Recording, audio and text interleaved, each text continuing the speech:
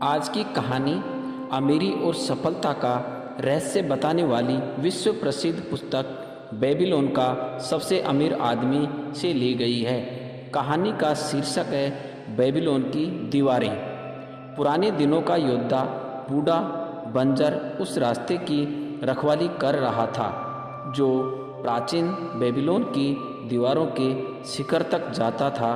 वहाँ ऊपर बहादुर योद्धा दीवारों की रक्षा के लिए युद्ध कर रहे थे।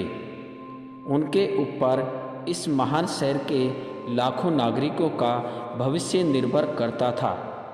दीवारों के पार से हमलावर सेना की गर्जना, लोगों के चीखें, हजारों घोड़ों के पैरों का शोर, कांसे के दरवाजों पर चोट करती दीवार गिराने की मशीन की आवाज़ आ रही थी।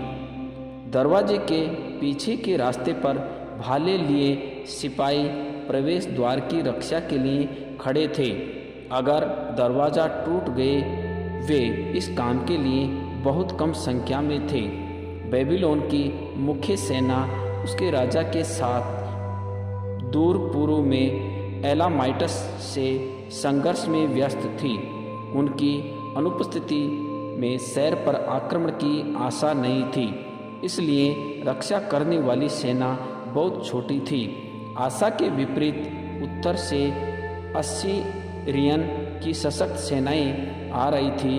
अब या तो दीवारें रक्षा करेगी या फिर बेबीलोन नष्ट हो जाएगा। बंजर के पास सफ़ेद चेहरे वाले डरे नागरिकों की बड़ी भीड़ थी जो युद्ध की खबर जानना चाह रही थी। चुपचाप स्तब्ध होकर वे घायल और मारे हुए लोगों को रास्ते से ले जाते हुए देख रही थी। यहाँ युद्ध का महत्वपूर्ण बिंदु था। शहर के चारों ओर 3 दिन चक्कर लगाने के बाद शत्रु ने इस हिस्से और दरवाजे पर अपनी पूरी ताकत झोंक दी थी। दीवार के शीर्ष पर से रक्षक तीरों से, गर्म तेल से और ऊपर पहुंचने पर भालों से हमलावर की सीढ़ियों और चढ़ने वाले तख्तों को रोक रहे थे। रक्षकों के खिलाफ शत्रुओं के तीरंदाज हजारों की संख्या में तीरों की वर्षा कर रहे थे। बूढ़ा बंजर समाचार के लिए सही जगह पर था। वह युद्ध के सबसे निकट था और हमलावरों की आवाज़ को सबसे पहले सुनता था। एक बूढ़ा व्यापारी उसके नज़दीक आया। उसके जर्जर हाथ कांप रहे थे। उसने याचना की, मुझे बताओ, मुझे बताओ।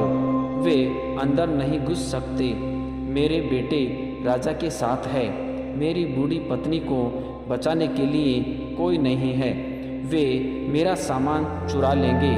वे मेरा भोजन भी नहीं छोड़ेंगे। हम बूढ़े हैं, इतने बूढ़े कि खुद को बचा नहीं सकते, गुलाम भी नहीं बन सकते। हम भूखे मर जाएंगे, हम मर जाएंगे। मुझे बताओ कि वे अंदर नहीं घुस सकते। अच्छा व्यापारी, शांत हो जाओ, रक्षक ने कहा। बेबीलोन की दीवारें मजबूत है। बाजार वापस जाओ और अपनी पत्नी को कहो कि दीवारें तुम्हारी और तुम्हारे सामान की वैसे ही रक्षा करेगी जैसे वह राजा के खजाने की करती है। दीवारों के पास रहो, नहीं तो तीर तुम्हारी जान ले लेंगे। बूढ़े आदमी के जाते ही एक बच्चे के साथ एक औरत वहाँ आई। सिपाही, ऊपर से क्या खबर है, मुझे बताओ ताकि मैं अपने गरीब पति को सांत्वना दे सकूं। वह अपने घाव के कारण बुखार से लेटा पड़ा है, तब भी अपने भाले और ढाल से मेरी और मेरे बच्चों की रक्षा करना चाहता है। उसका कहना है कि अगर शत्रु अंदर घुसे तो उन पर टूट पड़ेगा। तुम अच्छे दिल की हो, तुम माँ हो, फिर से बनोगी। बेबीलोन की दीवारें तुम्हें और तुम्हारे बच्चों की रक्षा करेगी। वे ऊंची है और मजबूत है।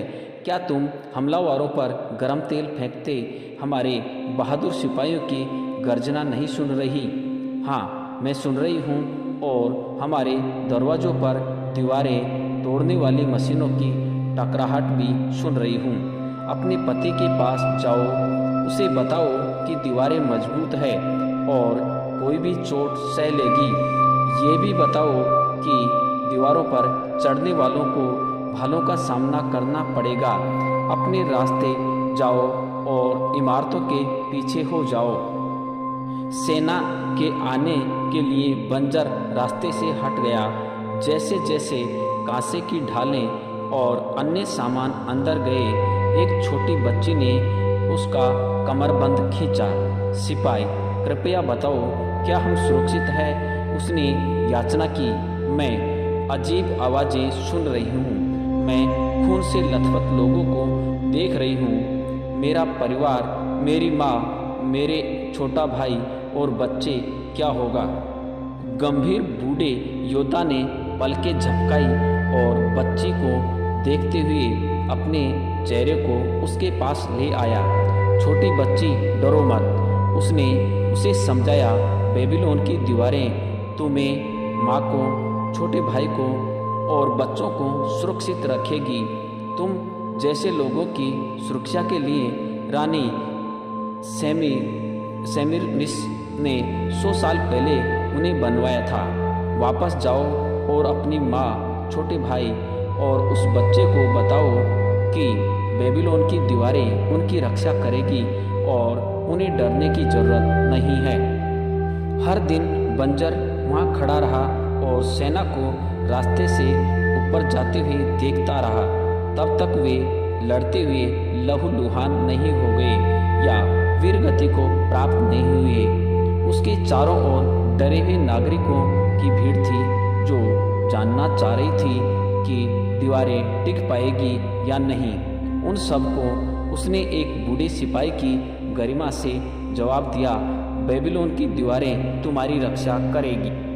3 सप्ताह और 5 दिनों तक बिना रुकने वाली हिंसा के साथ आक्रमण होता रहा। बंजर और भी गंभीर हो गया जब उसके पीछे का रास्ता घायल सिपाहियों के खून से भीग गया। गिरते लोगों से कीचड़ सा बनता गया। हर दिन लाशों का अंबार बड़ा हो गया। हर रात उसके साथी उसे पीछे ले जाते और जमीन में गाड़ देते। चौथे सप्ताह की 5वीं रात को चीखें आनी बंद हो गई। सुबह की रोशनी पूरी धरती पर छा गई।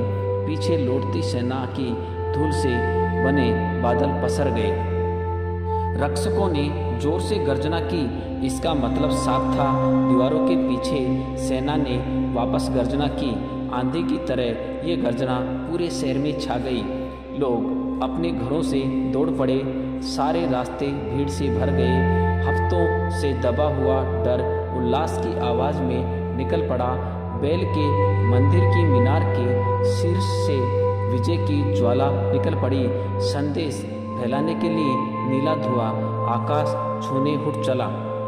बेबीलोन की दीवारों ने फिर से एक बार शत्रुओं की खजाने को लूटने, शहर को बर्बाद करने और उसके नागरिकों को गुलाम बनने की कोशिश नाकाम कर दी।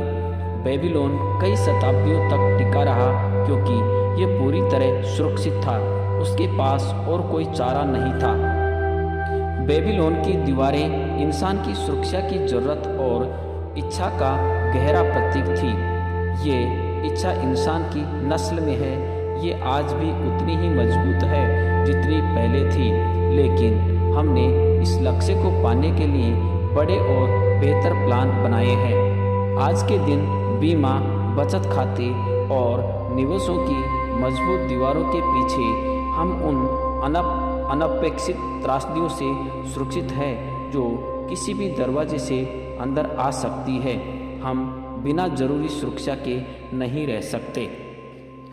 धन वह माध्यम है जिससे धरती पर आपकी सफलता मापी जाती है।